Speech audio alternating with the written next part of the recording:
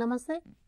ఉపాధ్యాయ అర్హత పరీక్షకు సంబంధించి చైల్డ్ డెవలప్మెంట్ అండ్ పెడగాగి అన్న విభాగంలో మనం ప్రజ్ఞ, ఇంటెలిజెన్స్ అన్న అంశాన్ని నేర్చుకుంటూ ఉన్నాం. ఇందులో భాగంగా ప్రజ్ఞ అన్న భావన గురించి, దానిని ప్రజ్ఞని ఎలా మాపనం చేయాలి అన్న విషయాలను ఈ సెషన్లో చూస్తాం. ప్రజ్ఞా మాపనం అంటే ప్రజ్ఞను కొలవడానికి ఉపయోగించేటువంటి పద్ధతులు. మనం ప్రజ్ఞ అన్న భావన గురించి సాధారణంగా పరీక్షలో అడగడానికి అవకాశం ఉన్నటువంటి అంశాలు ఏమేమి అని చూసినప్పుడు ప్రజ్ఞా మాపనలను ఎవరు తయారు చేశారు అన్నది, అలాగే ప్రజ్ఞా లబ్ధి సిద్ధాంతం అన్నది, శారీరక వయస్సు, మానసిక వయస్సు, భావన, ఇలాంటివన్నీ కూడా మనం ఈ సెషన్లో తెలుసుకుందాం. ఇంతకుముందు మనం ప్రజ్ఞకు సంబంధించినటువంటి నిర్వచనాలను చూసినప్పుడు ప్రజ్ఞ అని అన్నది ఒక ప్రధానమైనటువంటి సందర్భాల్లో ఒక తెలివితేటలతో కూడినటువంటి సన్నివేశంలాగా మనం చూసాం. అలాగే అమూర్త భావాలను అర్థం చేసుకునేటువంటి సామర్థ్యము అని అన్నాం. సర్దుబాటుకు సంబంధించినది అని అన్నాం. కాబట్టి ఈ ప్రజ్ఞ అన్నటువంటి దాన్ని ప్రజ్ఞావంతులు అయినటువంటి వాళ్ళు విభిన్న సందర్భాలలో తమ సామర్థ్యాలను ఉపయోగించి తేలికగా సర్దుబాటు చేసుకోవడానికి ప్రయత్నం చేస్తారు. అయితే ఈ ప్రజ్ఞ అన్నటువంటి భావన మనం కొలవాలి అని అనుకున్నప్పుడు ప్రజ్ఞావంతులు ఎలా ఉంటారు అన్న దాంట్లో తెలివితేటలు కలిగినటువంటి వాళ్ళని మనం ప్రజ్ఞావంతులని జనరల్గా అనుకుంటూ ఉంటాం. ఈ కొలవడం అన్నటువంటిది, మాపనం చేయడం అన్నటువంటి దాన్ని మొదటగా ప్రవేశపెట్టిన వారు ఆల్ఫ్రెడ్ బినే. అంచేత దీనిని బినే ప్రజ్ఞామాపని అంటారు. 1905వ సంవత్సరంలో బినే మొదటిసారిగా ఈ ప్రజ్ఞామాపని అన్నదాన్ని తీసుకొచ్చారు. ప్రజ్ఞామాపనిలో 30 అంశాలు ఉంటాయన్నమాట. కాబట్టి బినే ప్రజ్ఞామాపని అని అన్నది ఎగ్జామ్ దృష్ట్యా ఆల్ఫ్రెడ్ బినే ప్రజ్ఞామాపనలోని అంశాల సంఖ్య అనంటే 30 అంశాలు అని చెప్పాలి. ఈ 30 అంశాల ఆధారంగా ప్రజ్ఞని నిర్ధారిస్తారు. అయితే ఇది 3 నుండి 13 సంవత్సరాల వయసు కలిగినటువంటి పిల్లల కోసం దీన్ని ఉపయోగించారు. ఇక్కడ కూడా ప్రశ్న అడగడానికి అవకాశం ఏంటి అంటే, ఎందుకని ఆల్ఫ్రెడ్ బినే ప్రజ్ఞామాపని 3 నుండి 13 సంవత్సరాల వరకు మాత్రమే ఉంది అని అంటే, మనం ఒక్కసారి వెనక్కి వెళ్ళి ప్రజ్ఞ యొక్క లక్షణాలను చూడాలన్నమాట. ప్రజ్ఞ అన్నది కౌమార దశ దగ్గరకు వచ్చేటప్పటికి స్థిరంగా ఉండిపోతుంది, ఇంకంతకంటే తర్వాత పెరగదు అన్న నియమం ఏదైతే ఉందో, దానిని దృష్టిలో పెట్టుకుని ప్రజ్ఞావంతులు అన్నటువంటి వాళ్ళు ఇంకా ఆ తర్వాత మళ్ళీ మెజర్ చేయడానికి అవసరం ఉండదు. కాబట్టి 13 సంవత్సరాల వయసు ఉన్న పిల్లల వరకు అని ఆయన నిర్ధారించుకున్నారు. అందువల్ల దీనిని ఏమంటారంటే ఆల్ఫ్రెడ్ బినే, సైమన్ అని ఇద్దరూ తయారు చేశారు. కాబట్టి దీనిని సైమన్ బినే ప్రజ్ఞామాపని అని అంటారు. అయితే ఆ తర్వాత కాలంలో 2000 తర్వాత మన 1916లో లూయిస్ టెర్మన్ అనేటువంటి మనోవైజ్ఞానికుడు దీనిని ఇంకొంచెం విస్తృతపరిచాడు. ఈయన స్టాన్ఫోర్డ్ యూనివర్సిటీలో ఉండేవాడు. అంచేత దీనిని స్టాన్ఫోర్డ్ బినే ప్రజ్ఞామాపని అని చెప్పి పిలవడం మొదలైంది. ఇందులో 90 అంశాలు ఉన్నాయి. ఇక్కడ కొంచెం క్లారిటీ చూడండి. సైమన్ బినే ప్రజ్ఞామాపనలోనేమో 30 అంశాలు ఉంటాయి. స్టాన్ఫోర్డ్ బినే ప్రజ్ఞామాపనలో 90 అంశాలు ఉంటాయి. సైమన్ బినే ప్రజ్ఞామాపని మనకి ఆల్ఫ్రెడ్ బినే ప్రతిపాదించినటువంటి ప్రజ్ఞామాపని 3 నుండి 13 సంవత్సరాల వయసు వరకు ఉంటే, ఇది 3 నుండి 14 సంవత్సరాల వయసు కలిగిన పిల్లలకు నిర్దేశించి ఉంటుందన్నమాట. కాబట్టి ఇలాంటి ప్రజ్ఞామాపని ద్వారా మనం ఏం చేస్తాము అంటే ప్రజ్ఞా లబ్ధి అని అన్నదాన్ని లెక్క పెడతామన్నమాట. ప్రజ్ఞా లబ్ధి అని అంటే ఒక నిర్ధారిత వయస్సు సందర్భంలో ఒక వ్యక్తి ఎంత ప్రజ్ఞని కలిగి ఉన్నాడు అని తెలియజేసేటువంటి అంశాన్ని ప్రజ్ఞాలబ్ధి అంటాం. అంటే ప్రజ్ఞాలబ్ధి అన్నటువంటి ఒక భావన, అసలు దాన్ని మనం ఇంటెలిజెంట్ కోషంట్ అంటాం, లేదా ఐక్యూ అంటాం అనమాట. ఈ ఇంటెలిజెంట్ కోషంట్ లేదా ఐక్యూ అన్నటువంటి భావనని మొట్టమొదటి ప్రవేశపెట్టిన వాడు స్టెర్న్ అనేటువంటి మనోవైజ్ఞానికుడు. కాబట్టి స్టెర్న్ ప్రకారం ప్రజ్ఞాలబ్ధి అన్న దాన్ని మనం చూడొచ్చు. అయితే ప్రజ్ఞాలబ్ధి లెక్క పెట్టాలి అని అంటే 2 రకాలైనటువంటి ప్రమాణాలు మనకు కావాలి. వాటిల్లో ఒకటి మనం శారీరక వయస్సు అంటాం, రెండవది మానసిక వయస్సు అంటాం. శారీరక వయస్సు అంటే వ్యక్తికి పుట్టుక ద్వారా వచ్చేటువంటి వయస్సు. ఒక వ్యక్తి 2000 సంవత్సరంలో పుట్టాడు. ఇప్పటికి అతని శారీరక వయసు ఎంత అంటే ఇప్పుడు 2022 కాబట్టి 22 సంవత్సరాలు అని చెప్తాం. దానిని మనం శారీరక వయస్సు అంటాం. అయితే ప్రజ్ఞాలబ్ధిని లెక్క పెట్టడానికి కావాల్సిన మరొక వయస్సు ఉంటుంది. దానిని మనం మానసిక వయస్సు అంటాం, మెంటల్ ఏజ్. ఈ మానసిక వయస్సు అన్నటువంటి భావన మొట్టమొదటి చెప్పిన వాడు ఎవరు అంటే ఆల్ఫ్రెడ్ బినే. ఇవన్నీ ఎగ్జామ్లో కొంచెం ఇంపార్టెంట్ ఏరియాస్. ప్రజ్ఞాలబ్ధి అన్న భావనను ప్రవేశపెట్టినటువంటి వాడేమో స్టెర్న్. మానసిక వయస్సు అన్నటువంటి భావనను ప్రవేశపెట్టినటువంటి వారు ఆల్ఫ్రెడ్ బినే అన్నమాట. కాబట్టి మానసిక వయస్సు అనంటే ఒక వ్యక్తి మనోవైజ్ఞాన పరీక్షలో అంటే ప్రజ్ఞా పరీక్షలో పాల్గొన్నప్పుడు ఎన్ని రకాలైనటువంటి అంశాలకు సమాధానం చెప్పగలిగాడు అన్న దాని ఆధారంగా మనము దీన్ని నిర్ధారిస్తాం అన్నమాట, మానసిక వయస్సు అన్నదాన్ని. సాధారణంగా ప్రజ్ఞా పరీక్షలలో ఒక్కొక్క అంశాన్ని 2 నెలల కాలంతో చూస్తూ వస్తారు. 2 నెలల కాలంతో లెక్క పెడతారు. కాబట్టి 1 సంవత్సరానికి సంబంధించి ఆయన ఇచ్చినటువంటి పనులలో 3 పనులు చేసినట్లయితే 6 నెలల మానసిక వయస్సు కలిగిన వాడు అంటాం. అంటే ఉదాహరణకు ఒక 7 సంవత్సరాల పిల్లవాడికి ప్రజ్ఞా పరీక్ష పెట్టినప్పుడు అతను 7 సంవత్సరాల వయసులో ఉన్న అన్ని అంశాలను చేసి 8వ సంవత్సరంలో ఉన్నటువంటి అంశాలు ఒక 2 చేశాడు అనుకుందాం. అప్పుడు ఆయన మానసిక వయసు 7 సంవత్సరాల 4 నెలలు అవుతుందన్నమాట. అలా కాకుండా ఒక 7 సంవత్సరాల పిల్లవాడికి ప్రజ్ఞా పరీక్ష పెడితే 7 సంవత్సరాలకి చేయలేక 6వ సంవత్సరంలో మాత్రమే ఒక 5 అంశాలు చేశాడు అనుకుందాం. కాబట్టి అతని ప్రజ్ఞాలబ్ధి ఏమవుతుంది, 5 చేశాడు కాబట్టి 5 రెళ్ళు 10, 5 సంవత్సరాల 10 నెలలు అవుతుందన్నమాట. అంచేత మానసిక వయస్సు అన్నటువంటి భావనని, మానసిక వయస్సును లెక్క పెట్టడాన్ని మనం పరీక్ష దృష్ట్యా గమనించాలి. ఒక అంశానికి 2 నెలల ప్రమాణాల కింద దాన్ని లెక్క పెడతారనమాట. కాబట్టి మానసిక వయస్సు అని వచ్చిన తర్వాత దీనిని ప్రజ్ఞాలబ్ధి లెక్క పెట్టాలి అని అంటే దాన్ని మనం ఏం చేస్తాం, మానసిక వయస్సు బై శారీరక వయస్సు ఇంటూ 100. ఇది ప్రతి టెట్ పరీక్షలోనూ ప్రతి టీచర్ రిక్రూట్మెంట్ పరీక్షలోనూ అడుగుతున్న ప్రశ్న. మానసిక వయస్సు బై శారీరక వయస్సు బై 100 అన్నది. అంటే ఒక వ్యక్తి యొక్క మానసిక వయస్సు 6 సంవత్సరాలు ఉందనుకోండి, శారీరక వయస్సు 6 సంవత్సరాలే ఉంటుంది. అలా ఉన్నప్పుడు ప్రజ్ఞ స్థిరంగా ఉంది అని చెప్పి చెప్తాం. మానసిక వయస్సు శారీరక వయస్సు 2 సమానంగా ఉంటే అలాంటి వ్యక్తుల యొక్క ప్రజ్ఞ స్థిరంగా ఉంది అంటాం. ఒకవేళ శారీరక వయసు కన్నా మానసిక వయసు ఎక్కువగా ఉంటే అతడు ప్రతిభావంతుడుగా కనిపిస్తూ ఉంటాడు. ఒకవేళ మానసిక వయస్సు శారీరక వయసు కన్నా తక్కువగా ఉంటే అల్పబుద్ధుల వైపుకు కనిపిస్తూ ఉంటాడు, అంటే తక్కువ ప్రజ్ఞావంతుడు అని అంటాం. కాబట్టి మనం ప్రజ్ఞ అన్నటువంటి అంశాన్ని పరిశీలించడానికి మానసిక వయసు శారీరక వయసుల్ని రెండింటినీ తీసుకుని లెక్క పెడతాం. ఇలా లెక్క పెట్టడానికి మన వాళ్ళు ఏం చేశారంటే ఒక స్టాటిస్టికల్ మోడల్ని అడాప్ట్ చేశారు. ఈ స్టాటిస్టికల్ మోడల్ ఏం చెప్తుంది అని అంటే శారీరక వయస్సుకి మానసిక వయసు ఎప్పుడూ అనులోమానుపాతంలో ఉంటుంది అంటుంది. అంటే అనులోమ సంబంధం ఉండడము అని అంటే శారీరక వయస్సు పెరుగుతూ ఉంటే మానసిక వయస్సు కూడా పెరుగుతూ ఉంటుంది, శారీరక వయస్సు తగ్గుతూ ఉంటే మానసిక వయస్సు తగ్గుతూ ఉంటుంది. అయితే ఈ పెరుగుదల తగ్గుదల అన్నది కౌమార దశ వరకు మాత్రమే ఉంటుంది. ఒకవేళ ఒక వ్యక్తి యొక్క శారీరక వయసు 32 సంవత్సరాలు అయితే మానసిక వయసు కూడా 32 సంవత్సరాలను దాటి వెళ్ళిపోవాల్సినటువంటి అవసరం ఉండదు. ఇలా ఉండదాన్ని మనం ప్రజ్ఞాలబ్ధి స్థిరత్వము అంటాం. అంటే 35 సంవత్సరాల వాడు 16 సంవత్సరాలప్పుడు ఎంత ప్రజ్ఞాలబ్ధి కలిగి ఉన్నాడో, 6 సంవత్సరాలప్పుడు ఎంత ప్రజ్ఞాలబ్ధి కలిగి ఉన్నాడో, 1 సంవత్సరం అప్పుడు ఎంత ప్రజ్ఞాలబ్ధి కలిగి ఉన్నాడో అదే కలిగి ఉంటాడనమాట. కాబట్టి ఒకవేళ శారీరక వయస్సు 16 సంవత్సరాలను దాటి వెళ్ళిపోయిన తర్వాత కూడా పెరుగుదల అన్నది ఉండదు. దానిని మనం ప్రజ్ఞాలబ్ధి స్థిరత్వము అంటాం అనమాట. కాబట్టి ఈ పాయింట్స్ మీద ఎగ్జామ్లో ప్రశ్నలు అడగడానికి అవకాశాలు ఉన్నాయి. ఈ క్రింది వానిలో ప్రజ్ఞాలబ్ధి దృష్ట్యా సరైన వాక్యం ఏది అంటారు. కాబట్టి ఆ వాక్యాల యొక్క అర్థాలను చూడాలి. ప్రజ్ఞాలబ్ధి ఎప్పుడు స్థిరంగానే ఉంటుంది, ఇది వయసుతో పాటు పెరిగేటువంటిది కాదు, లేకపోతే ప్రజ్ఞాలబ్ధి శారీరక వయసుకి మానసిక వయసుకి అనులోమ సంబంధంలో ఉండదు. ఇట్లాంటి నిర్వచనాలను మీరు చూసి వాటి ఆధారంగా సరైన సమాధానాన్ని ఎంపిక చేయాల్సిన అవసరం ఉందన్నమాట.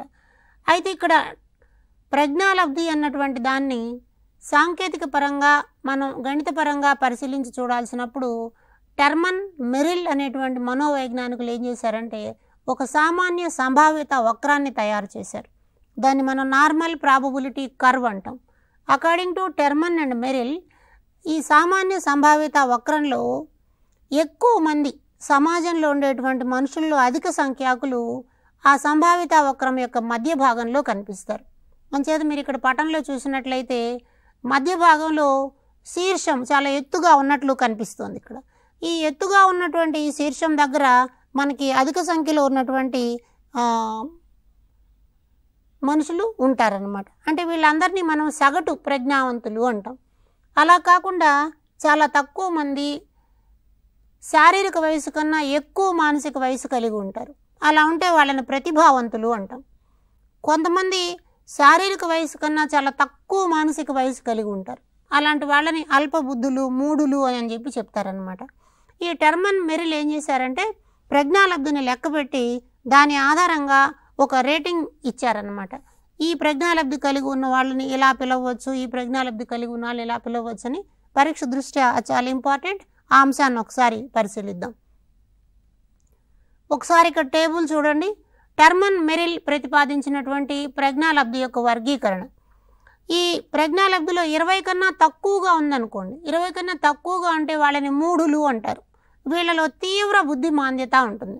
అంటే ఈ తీవ్ర బుద్ధిమాంద్యత ఉండడం వల్ల వాళ్ళు ఎలాంటి అభ్యసన ప్రక్రియలోనూ పాల్గొనలేరు. టోటల్గా ఇతరుల సహాయానికి గురవుతారు. కాబట్టి చాలా తక్కువ ప్రజ్ఞాలబ్ధి వీళ్ళ దగ్గర కనిపిస్తుంది. ఇలాంటి వాళ్ళు సమాజంలో 1.5% వరకు ఉంటారు అన్నది టెర్మన్ మెరిల్ మాపనం ద్వారా మనకు అర్థమవుతుందన్నమాట. అలాగే 20 నుంచి 50 ప్రజ్ఞాలబ్ధి ఉన్నటువంటి వాళ్ళని బుద్ధిహీనులు అంటాం. బుద్ధిహీనులు అంటే వీళ్ళకి మిత బుద్ధిమాన్యత అంటే తక్కువ కొంచెం. దీన్ని మనం ట్రైనబుల్ మెంటల్లీ రిటార్డ్నెస్ TMR అని పిలుస్తాం. ట్రైనబుల్ మెంటల్లీ రిటార్డ్నెస్ అంటే వాళ్ళకు కొంత శిక్షణ ఇవ్వడం ద్వారా వాళ్ళ పనులు వాళ్ళు చేసుకోగలుగుతారు. మనకి ఇంతకుముందు కాలంలో సమ్మిళిత విద్య CWSN అన్నటువంటి దానిలో బుద్ధిమాన్యము కలిగినటువంటి పిల్లలకు హోమ్ బేస్డ్ టీచింగ్ అని, తర్వాత భవిత అన్నటువంటి సహాయ కేంద్రాల ద్వారా వాళ్ళకి శిక్షణ ఇవ్వడం అన్నది జరుగుతుందన్నమాట. ఇలాంటి వాళ్ళని మనం బుద్ధిహీనులు అని అనడం. వీళ్ళు 20 నుంచి 50 ప్రజ్ఞాలబ్ధి కలిగి ఉంటారు. వీళ్ళు సమాజంలో 2.3% దాకా ఉండడానికి అవకాశం ఉంది అని ఆ సాంఖ్యక శాస్త్ర సమాచారాలు మనకు తెలియజేస్తున్నారు. అలాగే లెర్నబుల్ మెంటల్లీ రిటార్డ్నెస్ అంటే అల్పబుద్ధులు అని అంటాం. ఈ అల్పబుద్ధులు అన్నటువంటి వాళ్ళ ప్రజ్ఞాలబ్ధి 50 నుంచి 70 వరకు ఉంటుంది. వీళ్ళు మన సాధారణ తరగతి గదిలో అందరి పిల్లలతో పాటు కలిసి నేర్చుకోవడానికి అవకాశం కలిగి ఉంటుందన్నమాట. అంటే వీళ్ళకి ప్రజ్ఞాలబ్ధి 50 నుంచి 70 వరకు ఉంటుంది. కాబట్టి చాలా వరకు భాష, గణితపరమైనటువంటి అంశాలని నేర్చుకోగలరు. అలాగే సృజనాత్మక కార్యక్రమాలు అంటే బొమ్మలు గీయడం, రంగులు వేయడం, వస్తువులు తయారు చేయడం, ఇలాంటి నైపుణ్యమైన పనులను కూడా కొంతవరకు వాళ్ళు చేయగలరన్నమాట. ఇలాంటి వాళ్ళు 5.0 వరకు మన దగ్గర ఉంటారు. అలాగే 70 నుంచి 90 ప్రజ్ఞాలబ్ధి ఉన్నటువంటి వాళ్ళని తెలివి తక్కువగా ఉండేవాళ్ళు అంటాం. వీళ్ళు సగటు భాషాంశాలని, సగటు గణితాన్ని మాత్రమే నేర్చుకోగలరు. ఇలాంటి వాళ్ళు 19% వరకు ఉంటారని అన్నది కనిపిస్తుంది. ఆ తర్వాత 90 నుంచి 110 వరకు ఉండేటువంటి వాళ్ళని మనం సగటు ప్రజ్ఞావంతులు అంటాం. మన సమాజంలో అత్యధిక శాతమైన మనుషులు ఈ స్థాయిలో ఉంటారు. దాదాపు 48%గా వీళ్ళు చెప్తున్నారు. అంటే సమాజంలో ఉన్నటువంటి మనుషుల్లో దాదాపు సగం మంది సగటు ప్రజ్ఞావంతులుగా ఉంటారు. వీళ్ళ ప్రజ్ఞాలబ్ధి 90 నుంచి 100 వరకు ఉంటుందన్నమాట. కాబట్టి పరీక్షలో ఈ పాయింట్ మీద ప్రశ్న రావడానికి అవకాశం ఉంది. సగటు ప్రజ్ఞావంతుల యొక్క ప్రజ్ఞాలబ్ధి విలువ అని అడుగుతారు 90 నుంచి 110 వరకు. లేదా సమాజంలో సగటు ప్రజ్ఞావంతుల శాతము అని అడుగుతారు. అలా అడిగినప్పుడు 48% అని చెప్పాలి. లేదా కొన్నిసార్లు ఏమడుగుతారంటే సమాజంలో ఉన్న 48% వ్యక్తుల ప్రజ్ఞాలబ్ధి విలువ అంటారు. అప్పుడు మనం 90 నుంచి 100 అని జవాబు చెప్పాలి. అలాగే 110 నుంచి 130 వరకు ఉండేటువంటి వాళ్ళు 90 నుంచి 110 పై స్థాయిలో ఉంటే 110 నుంచి 130 వరకు ఉండేటువంటి వాళ్ళని ఉన్నత ప్రజ్ఞావంతులు అంటాం. వీళ్ళు వేగంగా నేర్చుకోగలిగినటువంటి స్వభావం కలిగి ఉంటారు. సర్దుబాటు స్వభావం ఎక్కువగా కలిగి ఉంటారు. ఏవైనా సరే సవాళ్లను స్వీకరించి పనిచేయడానికి అనుకూలంగా ఉంటారన్నమాట. ఇలాంటి వాళ్ళు 21% మంది మనకి కనిపిస్తారు.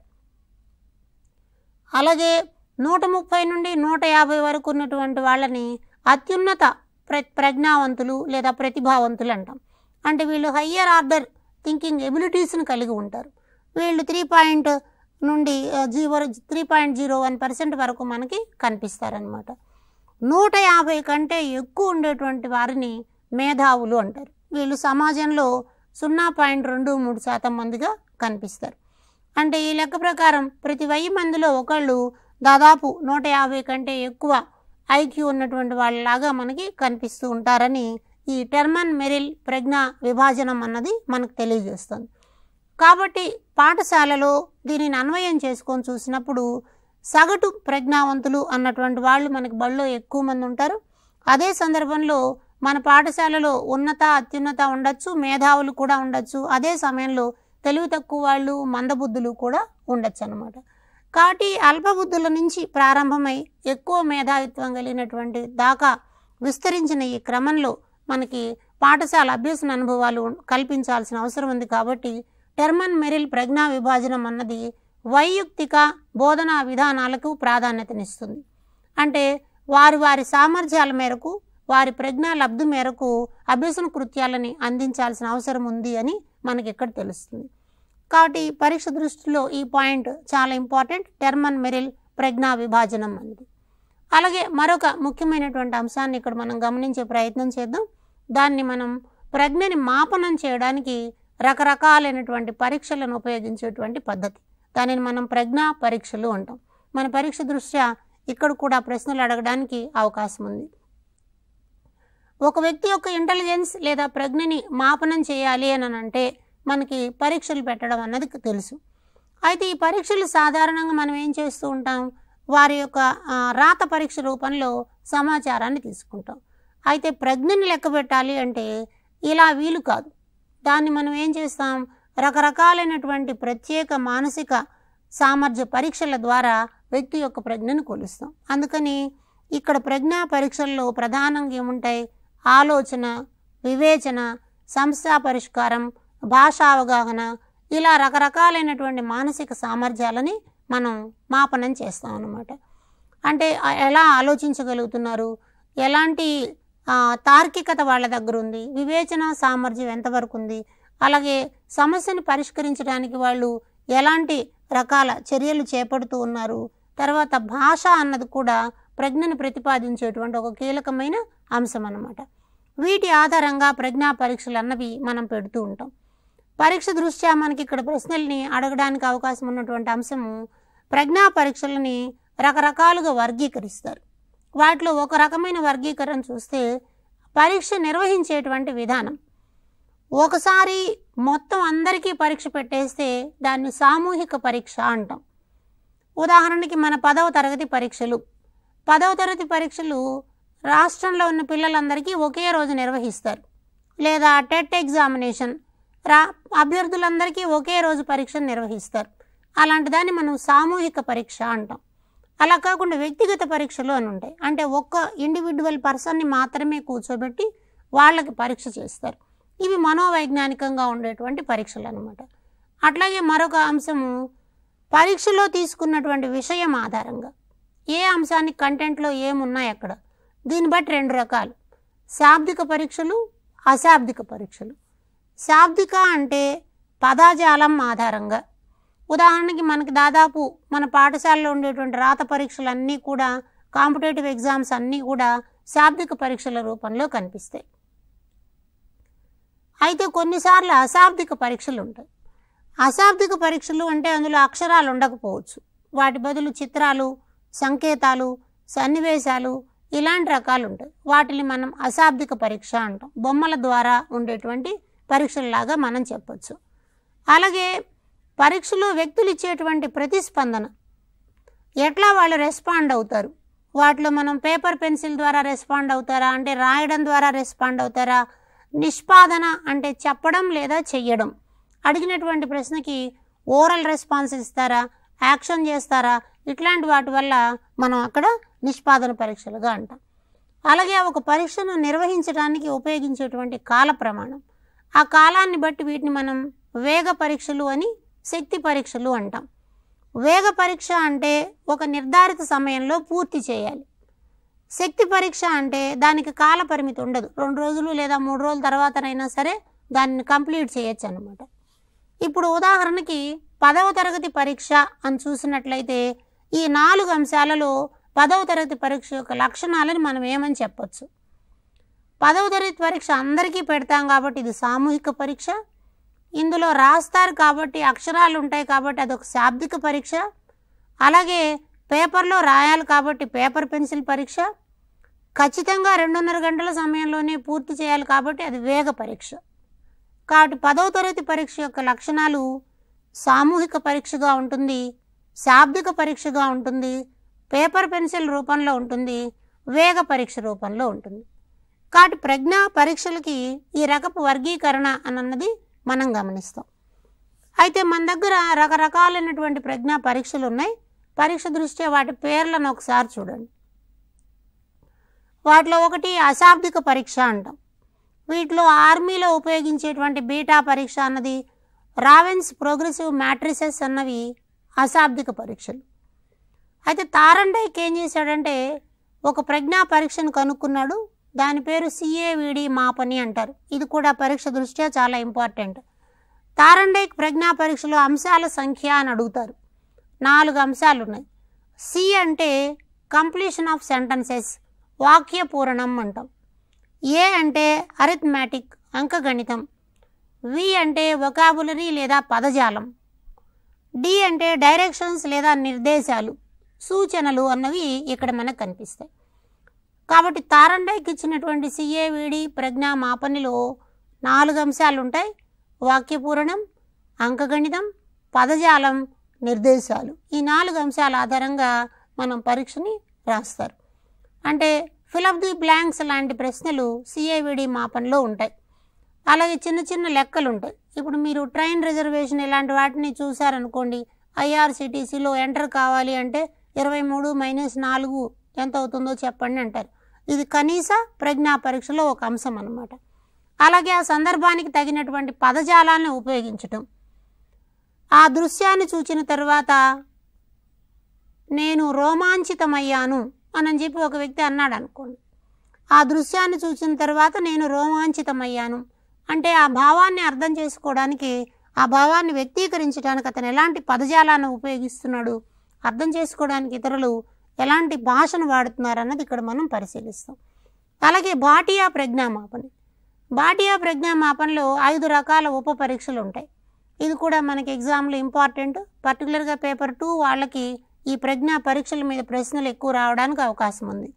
వాటిలో ఒకటి కోహా బ్లాక్ డిజైన్ అంటాం, అలెగ్జాండర్ పాస్లాగ్, పింటర్న్ డ్రాయింగ్ పరీక్ష, తక్షణ స్మృతి పరీక్ష, చిత్ర నిర్మాణం, బొమ్మని అసెంబుల్ చేయడం.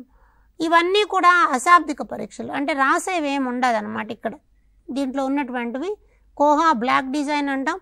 ఒక అంశాన్ని ఇచ్చి ఆ అంశం ఆధారంగా ఆ డిజైన్ని తయారు చేయడం కోసం అట్లాంటి వాటి ఉంటే, అలాగే చిత్రాన్ని నిర్మాణం చేయడం, టాన్గ్రామ్ లాంటి ముక్కలుగా అంటే వాటన్నిటిని అసెంబుల్ చేసి ఒక బొమ్మని తయారు చేయడం, ఇట్లాంటి రకాల పరీక్షలు మనకి భాటియా ప్రజ్ఞామాపనలో కనిపిస్తాయి. అలాగే మరొక రకమైనటువంటి అంశాల్లో వ్యక్తిగత పరీక్షల్ని మనం చూసినట్లయితే వీటిలో శాబ్దిక పరీక్షలు, అలాగే బీనే సైమన్ పరీక్ష, వెష్లర్ పరీక్ష అన్నవి కనిపిస్తాయి. అశాబ్దిక పరీక్షలు అనేటువంటి వాటన్నిటిని మనం నిష్పాదన పరీక్షలు అంటాం. వీటిలో భాటియా ప్రజ్ఞామాపని, వెష్లర్ అశాబ్దిక పరీక్ష అన్న ఉన్నాయి. అలాగే సామూహిక పరీక్షలను చూసినట్లయితే ఆర్మీ ఆల్ఫా పరీక్ష, ఆర్మీ జనరల్ క్లాసిఫికేషన్, ఓటీస్ మానసిక సామర్థ్యాల పరీక్ష అన్నవి సామూహిక పరీక్షల్లాగా కనిపిస్తాయి.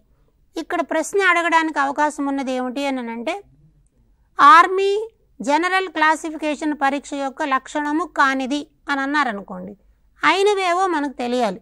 ఆర్మీ జనరల్ క్లాసిఫికేషన్ పరీక్ష యొక్క లక్షణం ఏంటి? ఇది ఒక పేపర్ పెన్సిల్ పరీక్ష, సామూహిక పరీక్ష. కాబట్టి 2 రకాల లక్షణాలు కాకుండా ఇంకేదన్నా ఉంటే మనం అక్కడ సమాధానాన్ని రాయాలి. కాబట్టి వ్యక్తిగత సామూహిక పరీక్షలు మనకి ఇలా కనిపిస్తాయి. అలాగే వెష్లర్ అన్నటువంటి మనోవైజ్ఞానికుడు ఒక పరీక్షను తయారు చేశాడు. ఆ తయారు చేసినటువంటి పరీక్షని వెష్లర్ ఇంటెలిజెన్స్ టెస్ట్ అంటాం, ఫర్ చిల్డ్రన్ అంటాం. Wechsler intelligence test for children, ఇది పిల్లల కోసం తయారు చేయడు కాబట్టి Wechsler intelligence test for children. ఇందులో 5 రకాలైనటువంటి అశాబ్దిక పరీక్షలు ఉంటాయి. ఈ 5 రకాల అశాబ్దిక పరీక్షల్లో చిత్ర పూరణం, చిత్ర క్రమీకరణం, బ్లాక్ డిజైన్, అంక చిహ్నాలు, వస్తువులను మార్చడం. ఈ పరీక్షలకి ఉదాహరణల రూపంలో కూడా మనకి ప్రశ్నలు అడుగుతూ ఉంటారు. బొమ్మను సగం చిత్రాన్ని ఇచ్చి మిగిలిన చిత్రాన్ని పూర్తి చేయండి అన్నటువంటి పరీక్ష వెస్లర్ ఇంటెలిజెన్స్ పరీక్షల్లో ఏ రకానికి చెందినది అంటారు? సగం చిత్రాన్ని ఇచ్చి మిగిలిన చిత్రాన్ని పూర్తి చేయడం అన్నది. దానిని మనం చిత్ర పూరణం అంటాం కాబట్టి అది అశాబ్దిక పరీక్షగా గుర్తుపెట్టాలి. అలాగే అంక చిహ్నాలు, టాలీ మార్క్స్ అంటాం, లేదా అంకెలకి సంకేతాల రూపంలో రాయడం. అంటే 1 అన్నాం అనుకోండి, 1 0, 2 అంటే అడ్డగీత అని ఉన్నప్పుడు 3 అంటే నిలువు గీత ఇలా ఉన్నాయనుకోండి. అలాంటప్పుడు 13 అన్నటువంటి దాన్ని ఎలా రాయాలి? 0 1 నిలువు గీతగా రాయాలి. 31 అంటే ఎలా రాయాలి?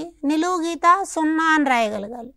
కాబట్టి ఇట్లా సంకేతాల రూపంలోకి దాన్ని మారిస్తే దాన్ని వెస్లర్ ప్రజ్ఞామాపనలో పిల్లల కోసం తయారు చేసిన పరీక్ష అంటారనమాట. అలాగే శాబ్దిక పరీక్షలు కూడా ఉన్నాయి. వీటిల్లో పదజాలం, సమాచారము, తర్వాత సాదృశ్యాలు అంటారు, అంటే పోలిక కలిగినటువంటి అంశాలు, అవబోధం, కాంప్రహెన్షన్, ఎంత కాంప్రహెన్షన్ చేసుకున్నాడు, అర్థం చేసుకున్నాడు అన్నదాన్ని చూస్తారు. అట్లాగే అంకగణితానికి సంబంధించింది, మ్యాథమెటిక్స్కి సంబంధించి కూడా అశాబ్దిక పరీక్ష అన్నది వస్తుందన్నమాట. అంచేత శాబ్దిక అశాబ్దిక పరీక్షల ద్వారా వెస్లర్ తయారు చేసినటువంటి పిల్లల ప్రజ్ఞా పాఠవాలని దీని ద్వారా లెక్క పెట్టడం అన్నది మనకి కనిపిస్తుంది. అంచేత ఈ సెషన్లో మనం రకరకాల ప్రజ్ఞా పరీక్షలు, ఆ ప్రజ్ఞా పరీక్షల ద్వారా ఎలా ప్రజ్ఞను నిర్ధారిస్తారన్నది చూసాం. మన ఎగ్జామ్ దృష్ట్యా కూడా ఇక్కడ ప్రశ్నలు రావడానికి అవకాశం ఉంది. అంచేత మొత్తంగా మనం పరీక్ష యొక్క తత్వాన్ని బట్టి అది శాబ్దికమా అశాబ్దికమా, సామూహికమా వ్యక్తిగతమా, కాల పరీక్షలాగా ఉంటుందా వేగ పరీక్షలాగా ఉంటుందా అన్నదాన్ని నిర్ధారించుకోవాలి. కాబట్టి ఇక్కడ అప్లికేషన్ తరహా ప్రశ్నలు రావడానికి అవకాశం ఉంది. కాబట్టి ఆ పరీక్ష యొక్క స్వభావాన్ని దృష్టిలో పెట్టుకుని మనం సమాధానం రాయాలి. ఉదాహరణకు ఇందాక మనం అనుకున్నట్టు మన 10వ తరగతి పరీక్ష అనగానే దాన్ని ఏం చెప్పాలి? ఇది ఒక సామూహిక పరీక్ష, ఇది ఒక శాబ్దిక పరీక్ష, ఇది ఒక పేపర్ పెన్సిల్ పరీక్ష, ఇది ఒక వేగ పరీక్ష. నిర్ధారిత వేగంతో దానిని మనం పూర్తి చేయాల్సినటువంటి అవసరం ఉందన్నమాట. ఇలా మనకి ప్రజ్ఞా పరీక్షల మీద ప్రశ్నలు రావడానికి అవకాశం ఉంది. ధన్యవాదాలు.